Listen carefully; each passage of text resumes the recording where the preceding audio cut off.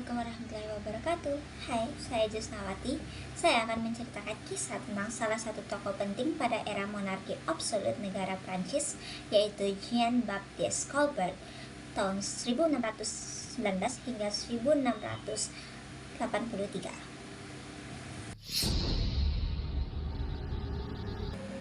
Jean-Baptiste Colbert lahir pada tanggal 29 Agustus 1619 di Reims, Prancis, dari keluarga perdagangan kain yang cukup makmur. Ia memulai karirnya di pemerintahan dengan menjadi agen Kardinal Mazarin pada tahun 1651 yang kemudian merekomendasikannya kepada Raja Louis XIV pada tahun 1661. Colbert segera diangkat menjadi Intendant Keuangan dan kemudian menjabat sebagai Controller General des Finances, Menteri Keuangan, dari tahun 1665 hingga kematiannya pada 1683.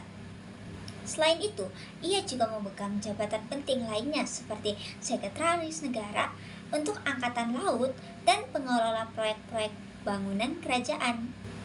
Colbert dikenal sebagai tokoh yang sangat cakap dalam mengelola keuangan negara dan menerapkan reformasi fiskal yang signifikan.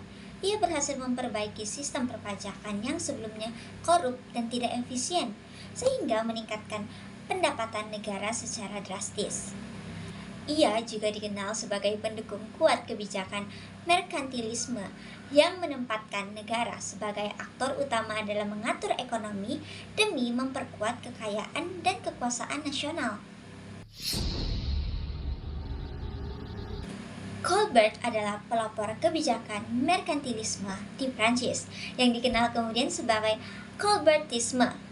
Merkantilisme adalah teori ekonomi yang menekankan pentingnya neraca perdagangan positif untuk menambah cadangan emas dan perak negara. Dalam praktiknya, Colbert berusaha mengurangi impor dan menikmati ekspor dengan cara mengembangkan industri dalam negeri dan melindungi produk lokal dari persaingan asing melalui tarif dan subsidi. Colbert mendorong pertumbuhan industri manufaktur dengan memberikan dukungan finansial dan perlindungan tarif kepada para pengusaha dan pengrajin Prancis. Ia membentuk berbagai manufaktur kerajaan yang memproduksi barang-barang berkualitas tinggi, mulai dari tekstil, keramik, hingga barang mewah seperti permadani dan kaca kristal. Tujuannya adalah agar Prancis dapat mandiri secara ekonomi dan tidak bergantung pada impor barang dari negara lain. Selain itu, Colbert juga mendirikan kamar dagang dan memperbaiki infrastruktur pelabuhan untuk mempermudah ekspor impor. Ia mengembangkan angkatan laut perdagangan atau Marine Marchande dengan melindungi kapal dagang Prancis dan memperluas pengaruh Prancis di jalur perdagangan internasional.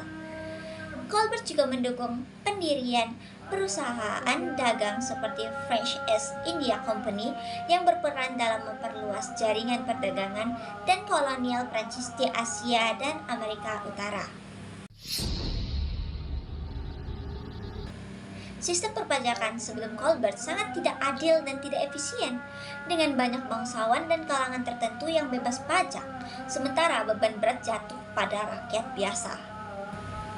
Colbert melakukan reformasi dengan memperbaiki administrasi pajak, memperluas basis pajak, dan menekan korupsi di kalangan pejabat pajak.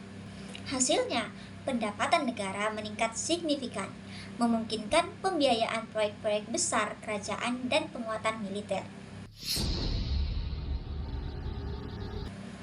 Salah satu proyek monumental yang dibiayai oleh kebijakan Colbert adalah pembangunan Istana Versailles, simbol kemegahan dan kekuasaan Raja Louis XIV. Colbert memastikan bahwa bahan bangunan dan peralatan yang digunakan berasal dari industri dalam negeri, sehingga proyek ini sekaligus menjadi stimulus bagi sektor industri dan tenaga kerja lokal. Selain Versailles, Colbert juga memimpin pembangunan berbagai fasilitas publik di Paris, seperti Taman Tour-les-Celis dan Observatorium Paris. serta mendirikan Akademi des Sciences pada tahun 1666 untuk mendorong kemajuan ilmu pengetahuan dan teknologi di Prancis.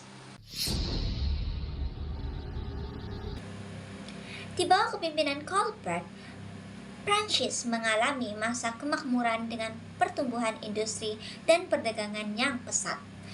Kebijakan proteksionisme dan intervensi negara yang diterapkan berhasil mengurangi ketergantungan pada impor dan meningkatkan ekspor, memperkuat posisi Prancis sebagai kekuatan ekonomi dan maritim di Eropa.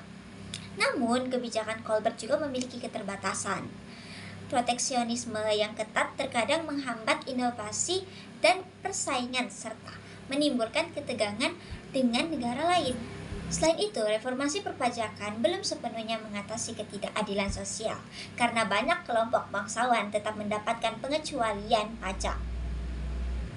Meski begitu, Colbert dikenang sebagai arsitek utama sistem ekonomi Prancis pra-revolusi dan pelopor merkantilisme modern. Namanya diabadikan dalam istilah Colbertisme yang menggambarkan model ekonomi dengan dominasi peran negara dalam mengatur industri dan perdagangan.